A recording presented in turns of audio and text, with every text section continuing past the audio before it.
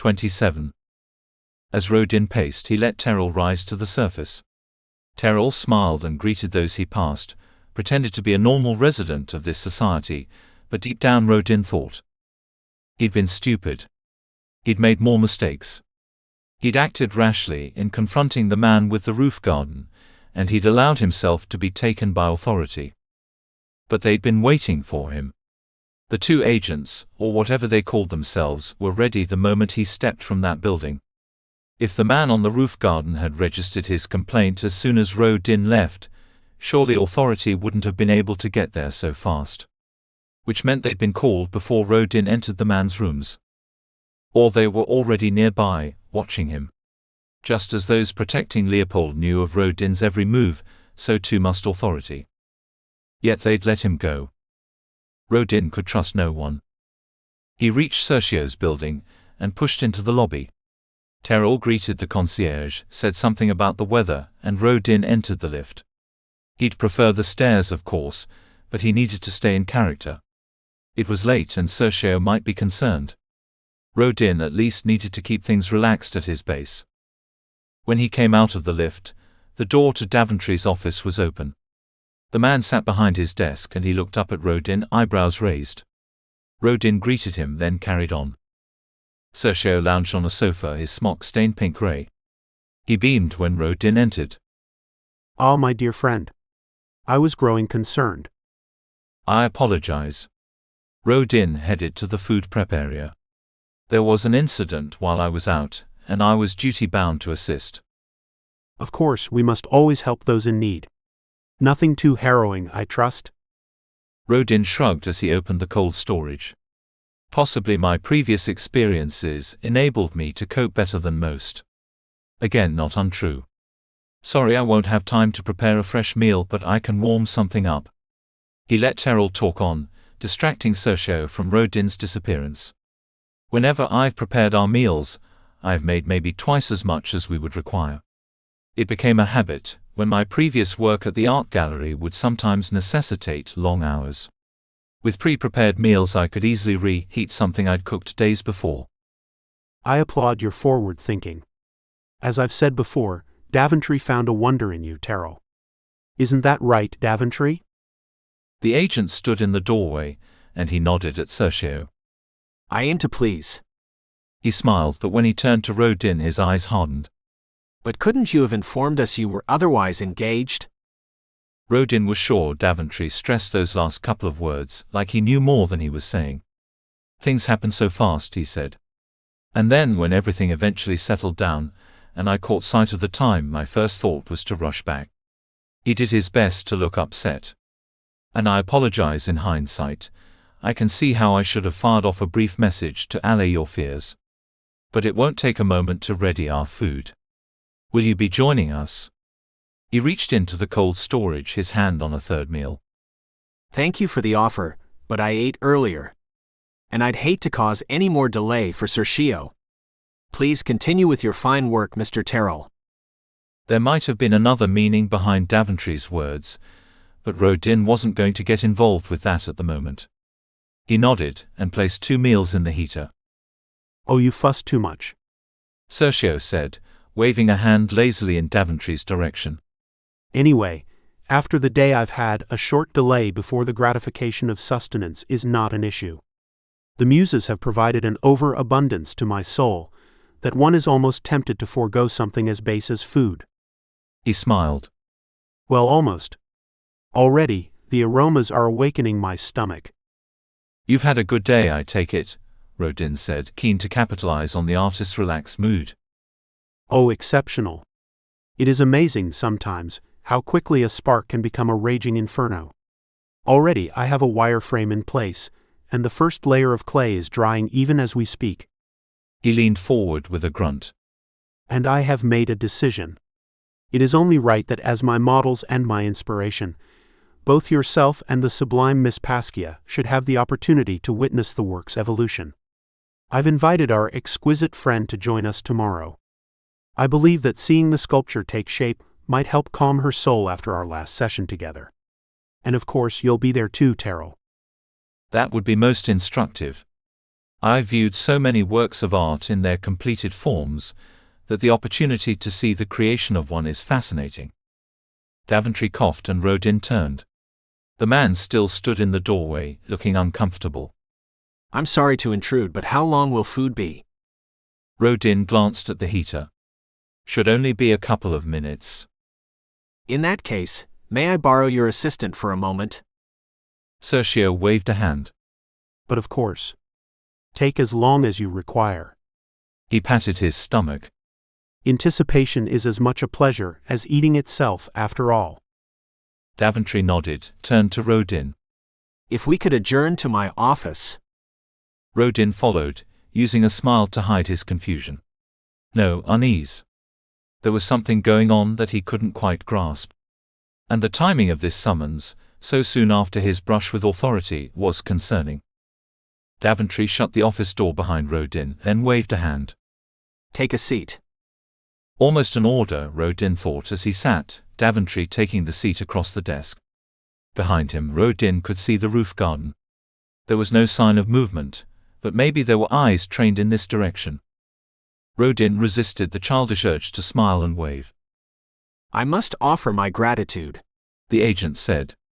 Sergio has many fine things to say about the way you keep the place in order, and he is most complimentary regarding your culinary skills. Of course, he tends to spray superlatives far more liberally than many, but it is without question that you are performing your duties beyond what might have been expected. Thank you.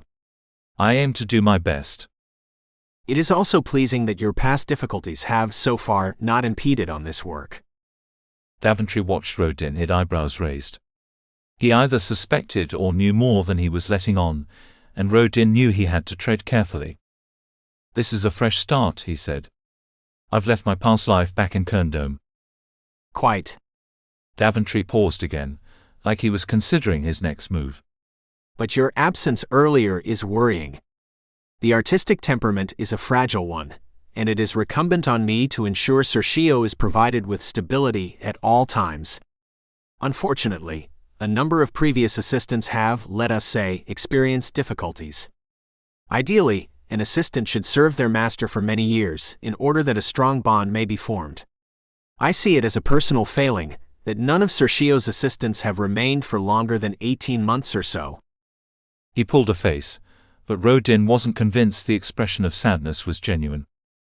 I had hoped, after your most excellent start in this role, that you might be the stabilizing force our artist friend requires.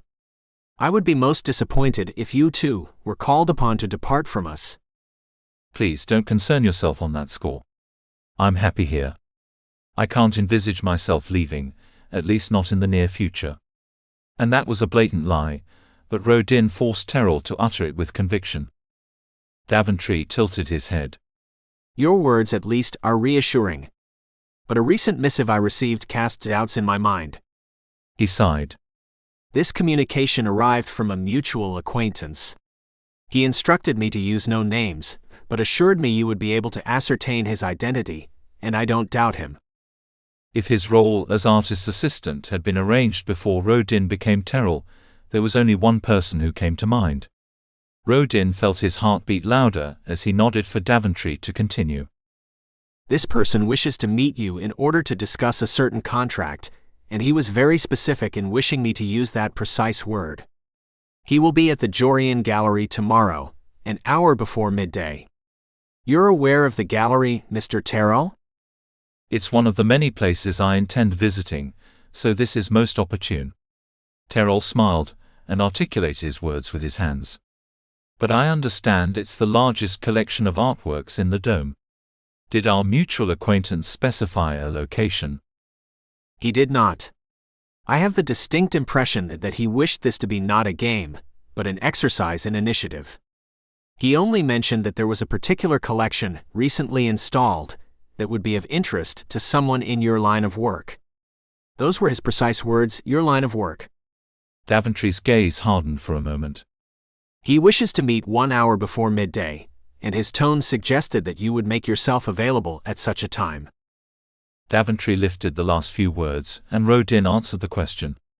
I believe I'll be free then. With Sergio answering the urgent call of his muses, I doubt he will even register my absence for an hour or so." The smile on Daventry's face was genuine now. "It warms my heart to see him so enraptured with his work once more. But he still needs attending. I doubt he will be able to resist the aromas of heating food much longer, yes?" Rodin nodded, understanding that the summons was over. "Of course. And thanks for passing on the message. I look forward to meeting our mutual acquaintance." A lie, of course. Rodin would be happy if he never saw Kat again. Rodin knew his sleep would be troubled.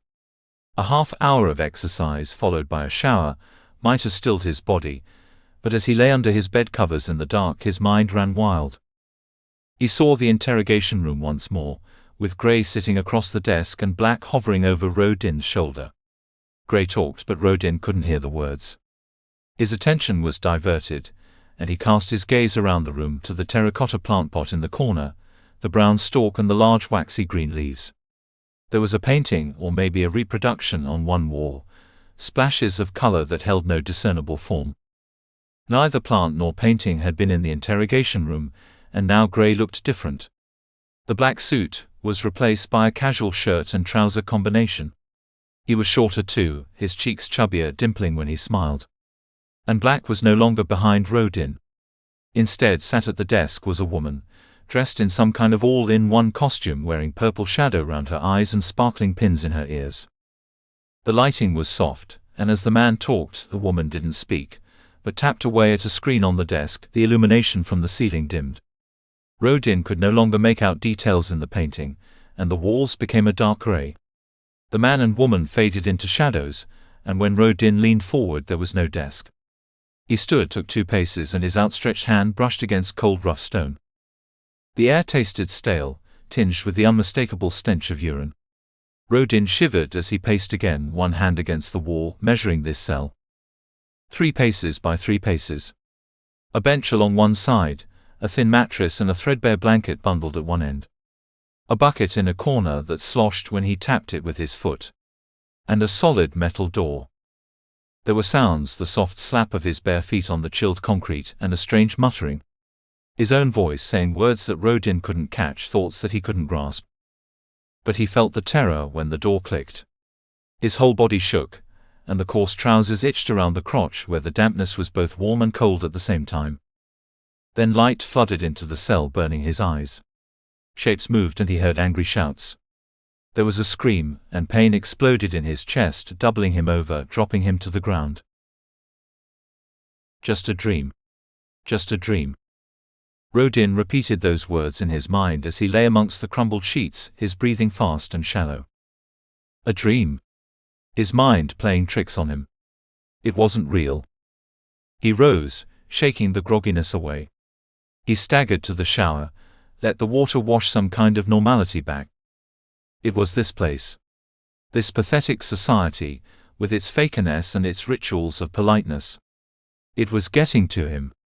He walked the streets without fear of attack, and his body didn't know how to cope. People approached him with friendly smiles that hid no malice. Yet there was still darkness. Authority hid deep in the shadows, using the facade of society, making a mockery of everything the dome presented itself as. Rodin needed out of this place. He needed the honest violence and distrust of the districts. Maybe he should say as much to Kat, tell the man he no longer wanted this contract. Was the pay really worth all this bullshit? Dressed, Rodin woke his screen, bringing up a plan of the dome. It would take only 10 minutes to walk to the Georgian Gallery, but it might take longer to find the meeting point. He was about to scroll through the gallery's various collections when the message icon flashed. He tapped it, pulling the text onto the screen. Good morning, Terrell. I found our last meeting both instructive and enjoyable, and I thank you for your time and indulgence. I will admit that perhaps I should have listened to my carer and spent less time at my office. When I returned home, I slept for almost 12 hours. Undoubtedly, this has hastened my recovery, because I feel far better now, and I would like to invite you to meet again. My carer grows strict, and forbids me from returning to my office for at least a couple of days, so I suggest we meet at my rooms. I've provided an address and directions, but please contact me if you require clarification. Shall we say 4 p.m.? Rodin didn't need to glance at the map Leopold had attached. In his head, he ran through the many things happening that day, calculated times, discover what Kat wanted at Giorin Gallery, use the time with Paskia at Sergio's studio to plan, then visit Leopold. He responded to Leopold's message, pushing the time back an hour if that was amenable to the counselor. One more day. He could cope with that. By nightfall, Leopold would be removed, and Rodin would be back where he belonged.